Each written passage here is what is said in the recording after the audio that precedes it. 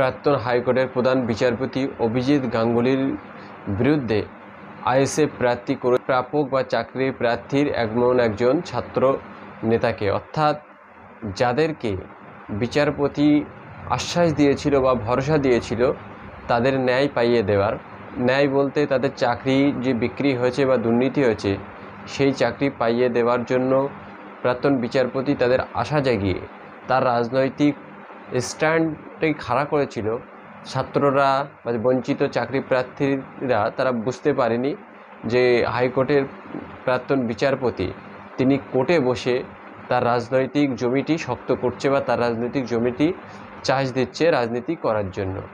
এখন এই হাজার হাজার চাকরি প্রার্থীদের মিথ্যা প্রতিশ্রুতি এবং আশা ভরসা জুগিয়ে যে কিনা তার আখেরাত গোছানোর জন্য রাজনীতির ময়দানটাকে ভালো করে নিয়েছে ছাত্রদেরকে সামনে রেখে, সেই ছাত্রদের মধ্যেই এমন একজন ছাত্র যাকে প্রার্থী করেছে আইএসএফ।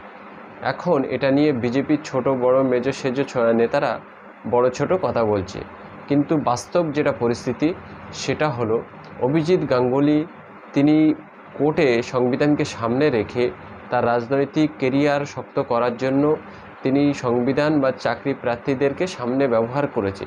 আসলে তার মনের ইচ্ছা ছিল তিনি রাজনীতি করবে বা বিজেপির সভাপতির পদ তিনি প্লে করবে। এইটা করতে গিয়ে তিনি এই হাজার হাজার চাকরি প্রার্থীদের বঞ্চিত করেছে।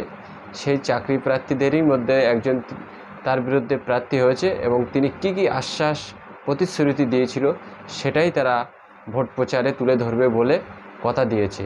এখন দেখার বিষয় এই যে বিচারপতি নামক বিজেপি সভাপতি যিনি কোর্টে বসে বিজেপির জয়গান গাইতো তার ভবিষ্যৎ কী হতে চলেছে। বিজেপির তদন্ত কিন্তু বলছে তমলুক কেন্দ্র বিজেপি হারতে চলেছে।